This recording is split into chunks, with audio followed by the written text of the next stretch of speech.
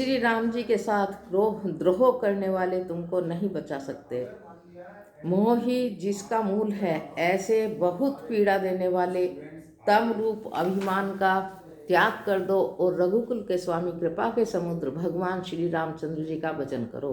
यद्यपि हनुमान जी ने भक्ति, ज्ञान, वैराग्य और नीति से सनी हुई बहुत ही हित की वाणी कही, तो भी वह महान अभिमानी रावण बहुत हंसकर बोला कि हमें यह बंदर बड़ा ज्ञानी गुरु मिला। रे दुष्ट, तेरी मृत्यु निकट आ गई है। अधम, मुझे शिक्षा देने वक्त चला है। हनुमान जी ने कहा, इससे उल्टा ही होगा, अर्थात मृत्यु तेरी ही आई है, मेरी नहीं। यह तेरा मति भ्रम है, मैंने प्रत्यक्ष जान लिया है। हनुमान जी के वचन सुनकर वह बहुत ही कुपित हो गया और बोला, अरे इस मूर्ख का प्राण शीघ्र ही क्यों नहीं हर लेते। सुनते ही राक्षस उन्हें मारने दौड़े।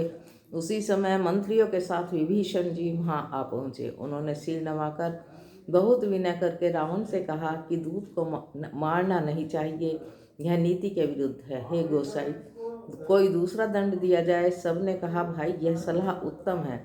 यह सुनते ही रावण हंसकर बोला, अच्छा तो बंदर को अंग भंग करके लौटा दो। मैं सबको समझाकर कहता हूँ कि बंदर की ममता पूंछ पर होती है, अतः तेल में कपड़ा डुबोकर उसे इसकी पूंछ में बांधकर फिर आग लगा दो। जब बिना पूंछ का यह बंदर वहाँ अपने स्वामी के पास जाएगा, तब यह मूर्ख अपने मालिक को साथ ले आएगा, जिनकी इसने बहुत बड़ाई की है। मैं जरा उनकी प्रभुता तो देखूं।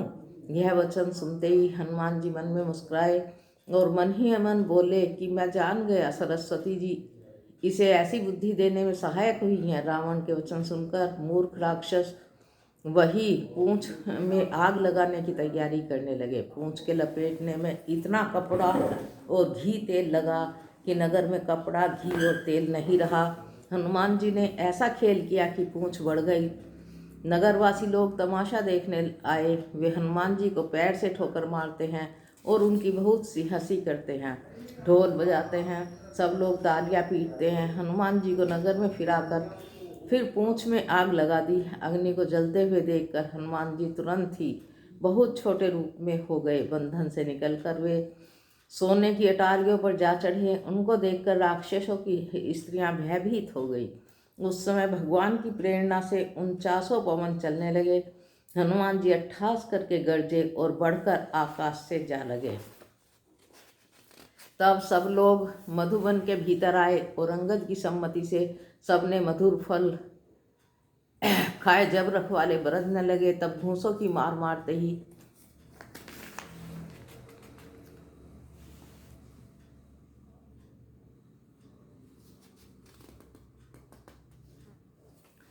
देह बड़ी विशाल परंतु बहुत ही हल्की है। वे दौड़कर एक महल से दूसरे महल पर चढ़ जाते हैं।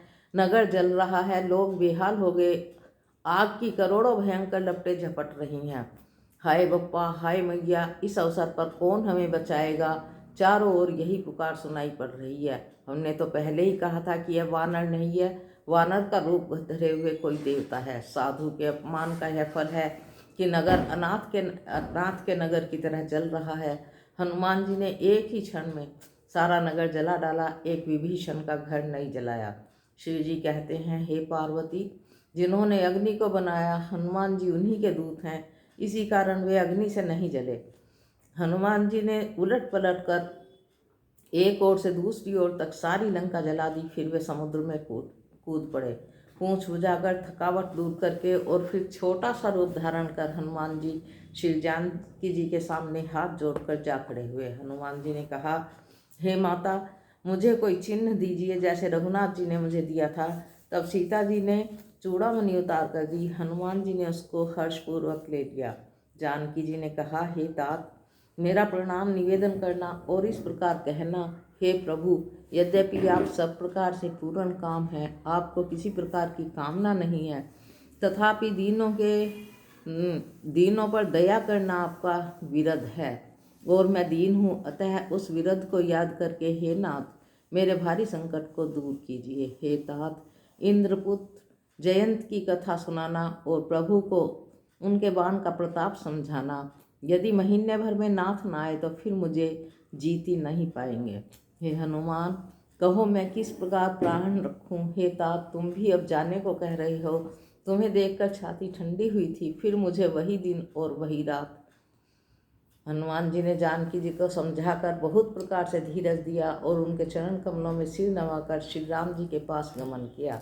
चलते समय उन्होंने महाध्वनि से भारी गर्जना किया, जिसे सुनकर राक्षसों की स्त्रियों के गर्भ गिरने लगे। समुद्र लांघकर वे इस पार आए और उन्होंने वानरों को किलकिला शब्द हर्ष ध्वनि सुनाई। हनुमान जी को देखकर सब हर्षित हो गए। तब वानरों ने अपना नया जन्म समझा। हनुमान जी का मुख प्रसन्न है और शरीर में तेज विराजमान है, जिससे उन्होंने समझ लिया कि ये रामचंद्र जी का कार्य कर आए हैं। तब हनुमान जी से मिले और बहुत ही सुखी हुए, जैसे तड़पती हुई मछली को जल मिल गया हो। सब हर्षित होकर नए नए इतिहास पूछते कहते हुए श्री रामचंद्र जी के पास चले। तब सब लोग मधुवन के भीतर आए और अंगद की सम्मति से सबने मधुर फल खाए। जब रखवाले बरसने लगे, तब घूंसों की मारते ही सब रखवाले भाग छूटे। तब सबने जाकर पुकारा कि युवराज अंगद वन उजाड़ रहे हैं। यह सुनकर सुग्रीव हर्षित हुए कि वानर प्रभु का कार्य कर आए हैं। यदि सीता जी की खबर ना पाई होती तो क्या वे मधुवन के फल खा सकते थे। इस प्रकार राजा सुग्रीव मन में विचार कर ही रहे थे कि समाज सहित वानर आ गए। सबने आकर सुग्रीव के चरणों में सिर नवाया। कपिराज सुग्रीव सभी से बड़े प्रेम के साथ मिले। उन्होंने कुशल पूछी। तब वानरों ने उत्तर दिया, आपके चरणों के दर्शन से सब कुशल है। श्री रामचंद्र जी की कृपा से विशेष कार्य हुआ। हे नाथ, हनुमान ने ही सब कार्य किया और सब वानरों के प्राण बचा लिए। यह सुनकर सुग्रीव जी हनुमान जी से फिर मिले और सब वानरों समेत श्री रघुनाथ जी के पास चले। श्री राम जी ने जब वानरों को कार्य किए हुए आते देखा, तब उनके मन में विशेष हर्ष हुआ। दोनों भाई स्फटिक शिला पर बैठे थे। सब वानर जाकर उनके चरणों पर गिर पड़े। दया की राशि श्री रघुनाथ जी सबसे प्रेम सहित गले लगकर मिले और कुशल पूछी। वानरों ने कहा, हे नाथ, आपके चरण कमलों के दर्शन पाने से सब कुशल हैं। जाम्बुवान ने कहा, हे रघुनाथ जी सुनिए। हे तात, जिस पर आप दया करते हैं उसे सदा कल्याण और निरंतर कुशल है। देवता, मनुष्य और मुनि उसी पर प्रसन्न रहते हैं। वही विजयी है, वही विनयी है और वही गुणों का समुद्र बन जाता है। उसी का सुंदर यश तीनों लोकों में प्रकाशित होता है। प्रभु की कृपा से सब कार्य हुआ। आज हमारा जन्म सफल हो गया। हे नाथ, पवंत पुत्र हनुमान जी जो करनी की उसका हजारों मुखों से भी वर्णन नहीं किया जा सकता। तब जाम्बवान ने हनुमान जी के सुंदर चरित्र श्री रघुनाथ जी को सुनाए। वे चरित्र सुनने पर कृपानिधि रामचंद्र जी के मन को बहुत ही अच्छे लगे। उन्होंने हर्षित होकर हनुमान जी को फिर हृदय से लगा लिया और कहा, हे तात, कहो सीता किस प्रकार रहती है, अपने प्राणों की रक्षा कैसे करती है।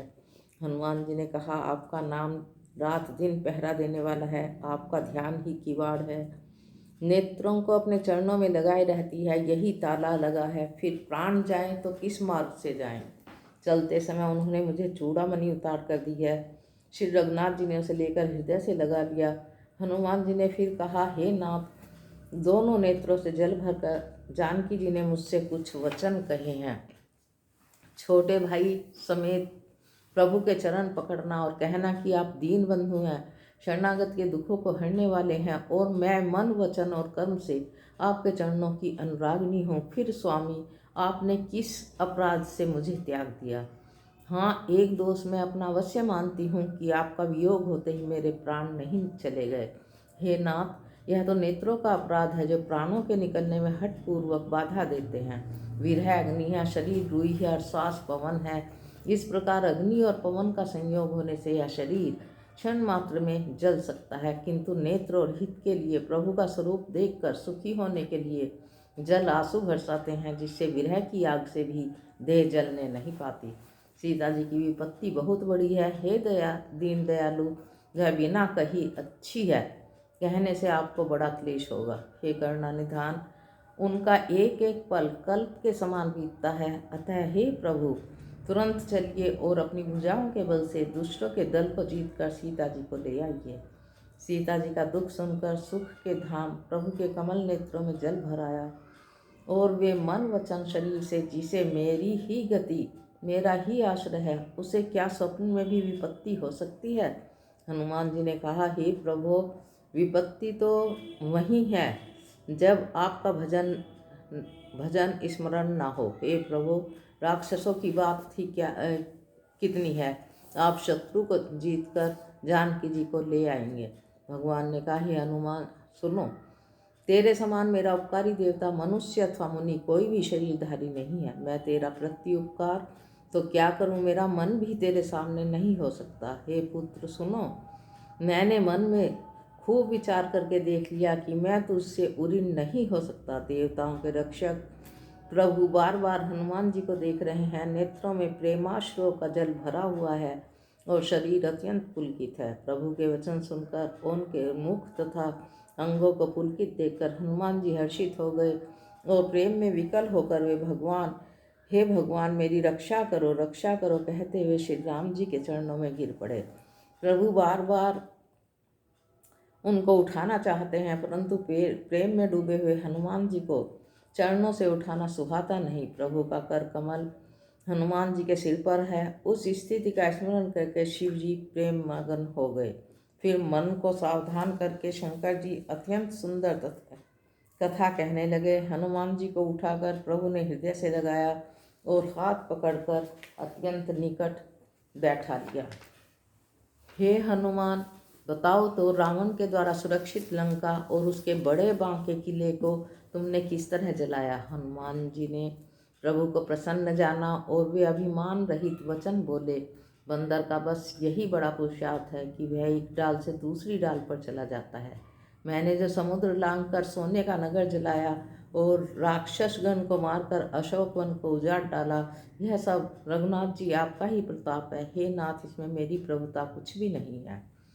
हे प्रभु, जिस पर आप प्रसन्न हो उसके लिए कुछ भी कठिन नहीं है। आपके प्रभाव से रुई बड़वा नल को निश्चय ही जला सकती है, अर्थात असंभव भी संभव हो सकता है। हे नाथ, मुझे अत्यंत सुख देने वाली अपनी निश्चल भक्ति कृपा करके दीजिए। हनुमान जी की अत्यंत सरल वाणी सुनकर हे भवानी, तब प्रभु श्री रामचंद्र जी ने एवं अस्तु कहा, हे उमा, जिसने श्री राम जी का स्वभाव जान लिया उसे भजन छोड़कर दूसरी बात ही नहीं सुहाती। यह स्वामी सेवक का संवाद जिसके हृदय में आ गया वही श्री रघुनाथ जी के चरणों की भक्ति पा गया। प्रभु के वचन सुनकर वानरगण कहने लगे, कृपालु आनंद कंद श्री राम जी की जय हो, जय हो, जय हो। तब श्री रघुनाथ जी ने कपिराज सुग्रीव को बुलाया और कहा, चलने की तैयारी करो, अब विलंब किस कारण किया जाए, वानरों को तुरंत आज्ञा दो। यह लीला देखकर बहुत से फूल वर्षा कर हर्षित होकर देवता आकाश से अपने अपने लोकों को चले। वानरराज सुग्रीव ने शीघ्र ही वानरों को बुलाया। सेनापतियों के समूह आ गए। वानर भालुओं के झुंड अनेक रंगों के हैं और उनमें अतुलनीय बल है। वे प्रभु के चरण कमलों में सिर नवाते हैं। महान बलवान रीछ और वानर गरज रहे हैं। श्री राम जी ने वानरों की सारी सेना देखी, तब कमल नेत्रों से कृपापूर्वक उनकी ओर दृष्टि डाली। राम कृपा का बल पाकर श्रेष्ठ वानर मानो पंख वाले बड़े पर्वत हो गए। तब श्री राम जी ने हर्षित होकर प्रस्थान किया।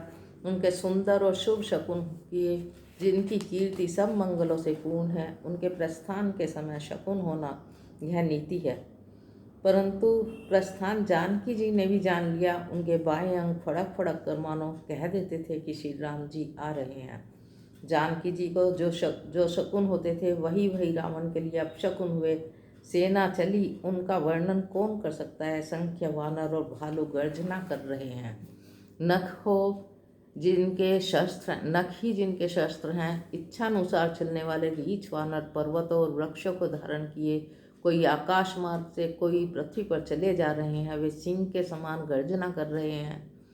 उनके चलने और गर्जना से दिशाओं के हाथी विचलित होकर चिंघाड़ रहे हैं। दिशाओं के हाथी चिंघाड़ने लगे, पृथ्वी डोलने लगी, पर्वत चंचल हो गए और समुद्र खलबला उठे। गंधर्व, देवता, मुनि, नाग, किन्नर सबके सब मन में हर्षित हुए कि अब हमारे दुख टल गए।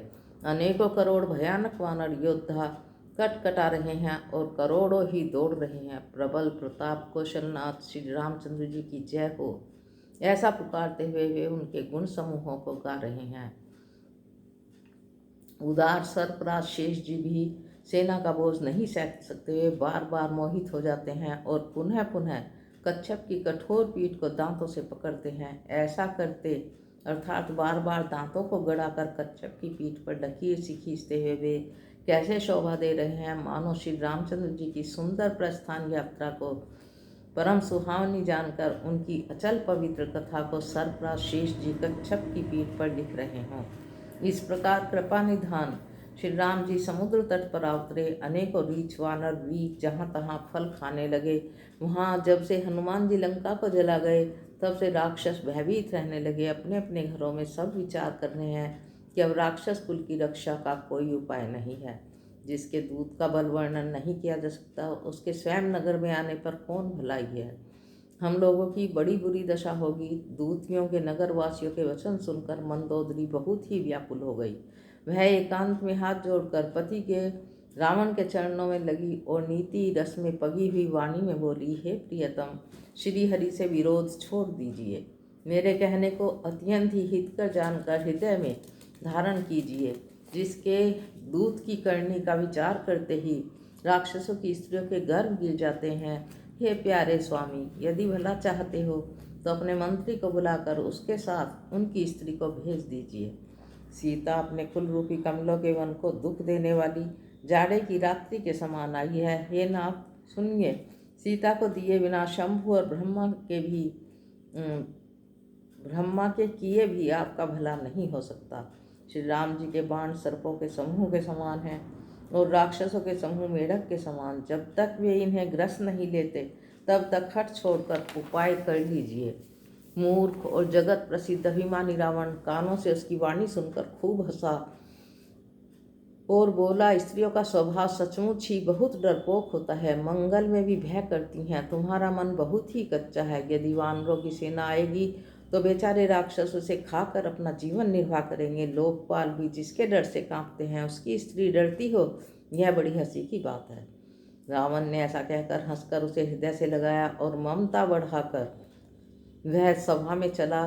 मंदोदरी हृदय में चिंता करने लगी कि पति पर विधाता प्रतिकूल हो गए हैं। ज्यों ही वह सभा में जाकर बैठा, उसने ऐसी खबर पाई कि शत्रु की सारी सेना समुद्र के पार आ गई है। उसने मंत्रियों से पूछा कि उचित सलाह कीजिए, अब क्या कर। पास आ गई, समुद्र के पार उस पार आ गई है। उस पार। उसने मंत्रियों से पूछा कि उचित सलाह कहिए, अब क्या करना चाहिए। तब वह सब हंसे और बोले कि चुप किए रहिए, इसमें सलाह की कौन सी बात है। आपने देवताओं और राक्षसों को जीत लिया, तब तो कुछ श्रम ही नहीं हुआ, फिर मनुष्य और वानर किस गिनती में हैं। मंत्री, वैद्य और गुरु, ये तीन यदि अप्रसन्नता के भय या लाभ की आशा से हित की बात ना कहकर प्रिय बोलते हैं तो क्रमशः राज्य, शरीर और धर्म, इन तीनों का शीघ्र ही नाश हो जाता है। रावण के लिए भी वही सहायता संयोगा बनी है। मंत्री उसे सुना सुना कर स्तुति करते हैं। इसी समय अवसर जानकर विभीषण जी आए। उन्होंने बड़े भाई के चरणों में सिर नवाया। फिर वे सिर नवाकर अपने आसन पर बैठ गए और आज्ञा पाकर वचन बोले, हे कृपालु, जब आपने मुझसे राय पूछी है तो हे तात, मैं अपनी बुद्धि के अनुसार आपके हित की बात कहता हूँ। जो मनुष्य अपना कल्याण, सुंदर यश, सुबुद्धि, शुभ गति और नाना प्रकार के सुख चाहता हो, हे स्वामी, पर स्त्री के ललाट को चौथ के चंद्रमा की तरह त्याग दे। अर्थात जैसे लोग चौथ के चंद्रमा को नहीं देखते, उसी प्रकार पर स्त्री का मुख ही ना देखें।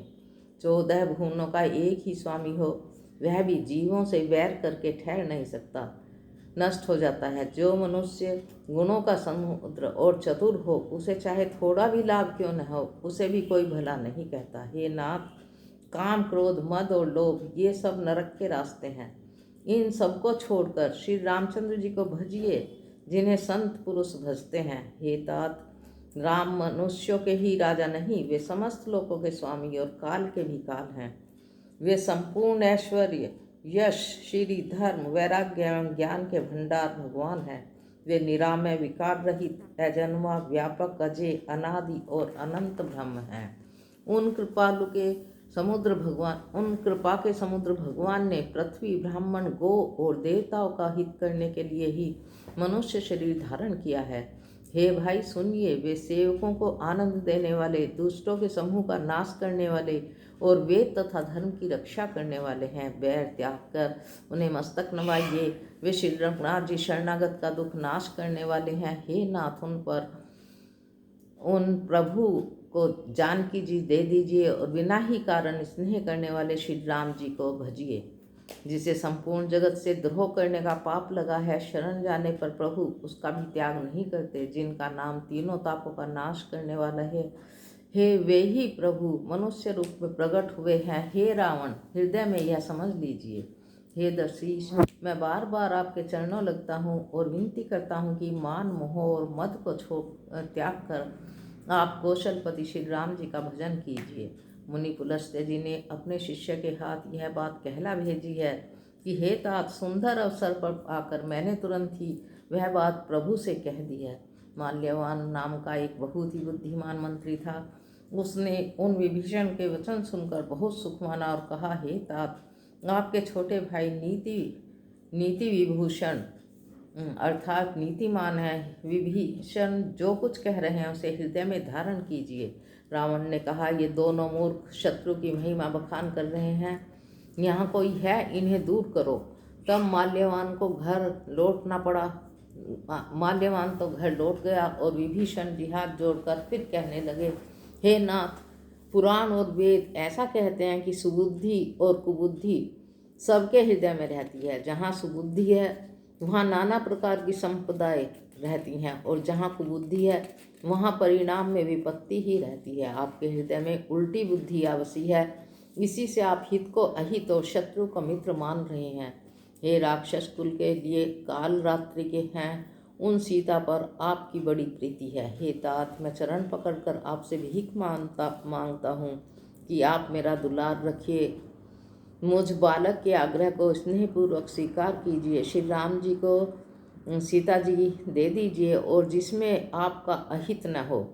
विभीषण ने पंडितों, पुराणों और वेदों द्वारा सम्मत वाणी से नीति बखान कर कही, पर उसे सुनते ही रावण क्रोधित होकर उठा और बोला, रे दुष्ट, अब मृत्यु तेरे निकट आ गई है। अरे मूर्ख, तू जीता तो है सदा मेरा जिलाया हुआ, अर्थात मेरे ही अंश से पल रहा है, पर हे मूढ़ पक्ष, तुझे शत्रु का ही अच्छा लगता है। अरे दुष्ट, बताना, जगत में ऐसा कौन है जिसे मैंने अपनी भुजाओं के बल से जीता ना हो।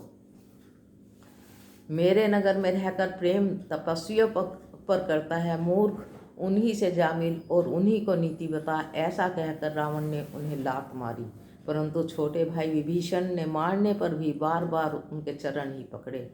शिव जी कहते हैं, हे उमा, संत की यही बड़ाई है, वे बुराई करने पर भी बुराई करने वाले की भलाई करते हैं। विभीषण ने कहा, आप मेरे पिता के समान हैं, मुझे मारा सो तो अच्छा ही किया, परंतु हे नाथ, आपका भला श्री राम जी को भजने में ही है। इतना कहकर विभीषण अपने मंत्रियों को साथ लेकर आकाश मार्ग में गए और सबको सुनाकर वे ऐसा कहने लगे, श्री राम जी सत्य संकल्प एवं सर्वसमर्थ प्रभु हैं, और हे रावण, तुम्हारी सभा काल के वश है, अतः मैं अब श्री रघुवीर जी की शरण जाता हूँ, मुझे दोष न देना। ऐसा कहकर विभीषण जी ज्यों ही चले त्यों ही सब राक्षस आयुहीन हो गए, उनकी मृत्यु निश्चित हो गई। शिव जी कहते हैं, हे भवानी, साधु का अपमान तुरंत ही संपूर्ण कल्याण की हानि कर देता है।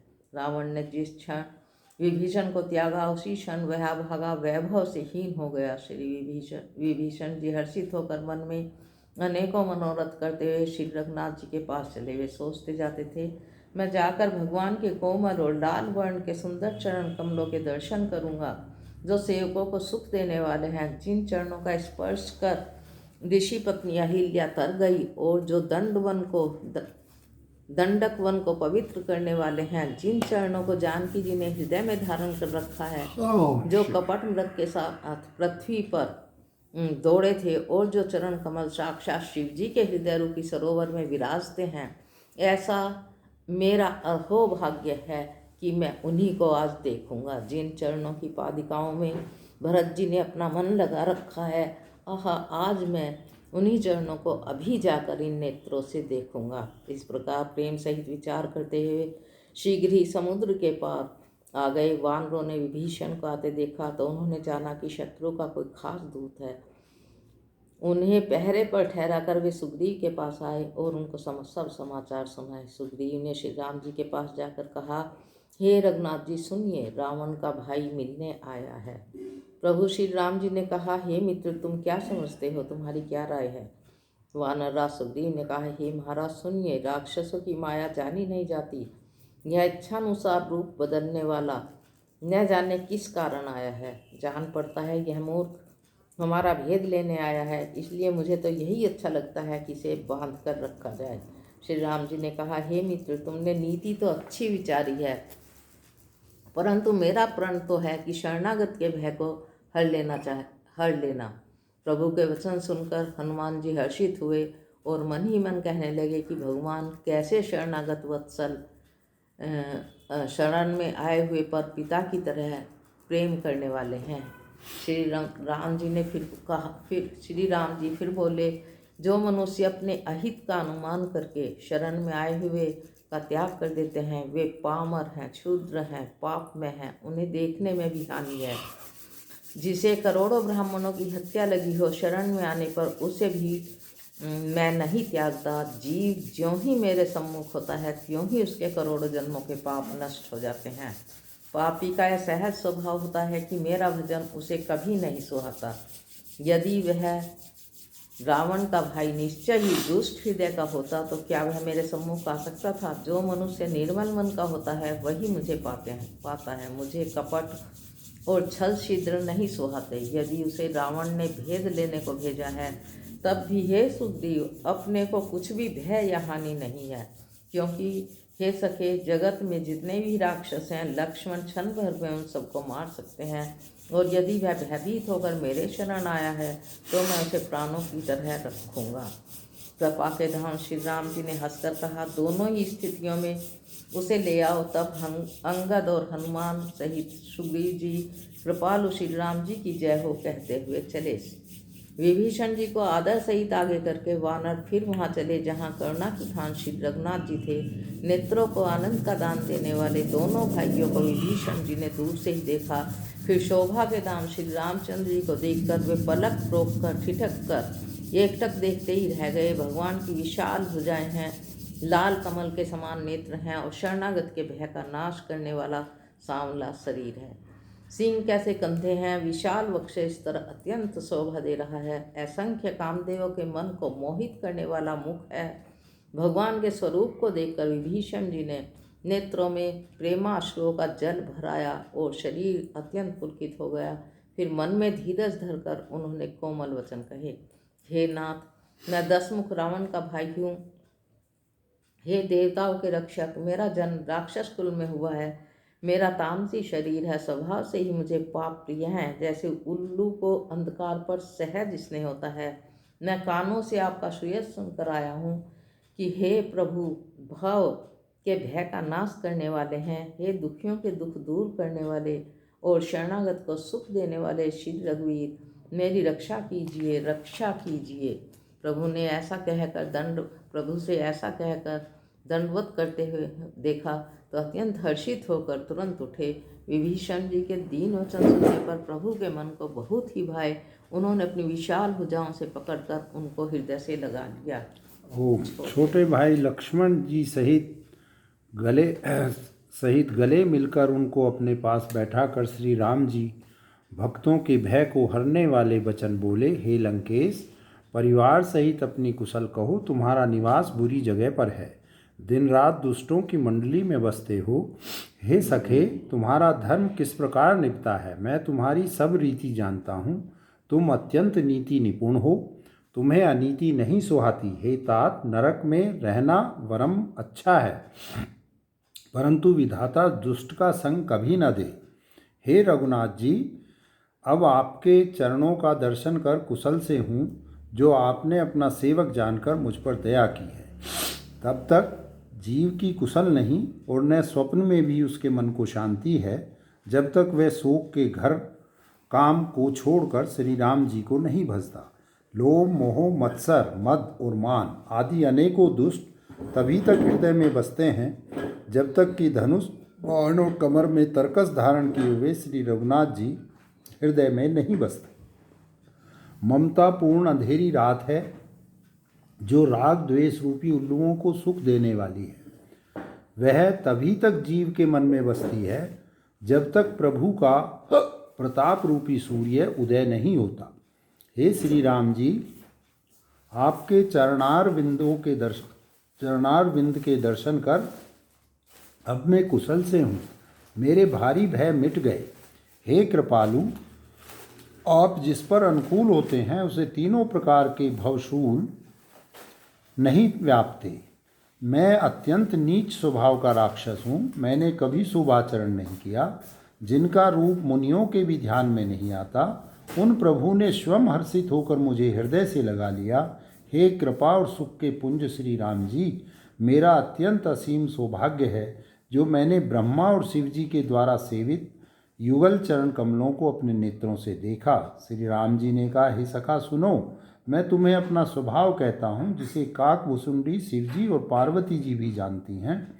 कोई मनुष्य संपूर्ण जड़ चेतन जगत का द्रोही हो, यदि वह भी भयभीत होकर मेरी शरण तक कर आ जाए और मद मोह तथा नाना प्रकार के छल कपट त्याग दे, तो मैं उसे बहुत शीघ्र साधु के समान कर देता हूँ।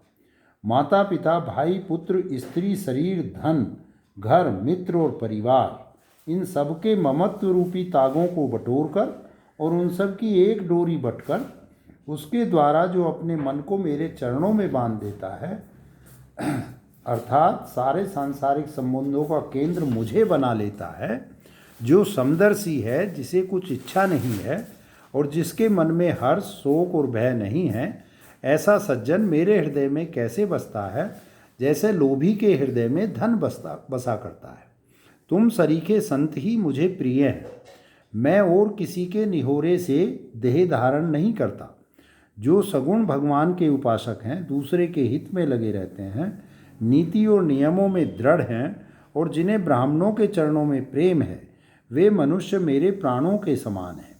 हे लंकापति सुनो, तुम्हारे अंदर उपर्युक्त सब गुण हैं, इससे तुम मुझे अत्यंत ही प्रिय हो। श्री राम जी के वचन सुनकर सब वानरों के समूह कहने लगे, कृपा के समूह श्री राम जी की जय हो। प्रभु की वाणी सुनते हैं और उसे कानों के लिए अमृत जानकर विभीषण जी अघाते नहीं हैं। वे बार बार श्री राम जी के चरण कमलों को पकड़ते हैं।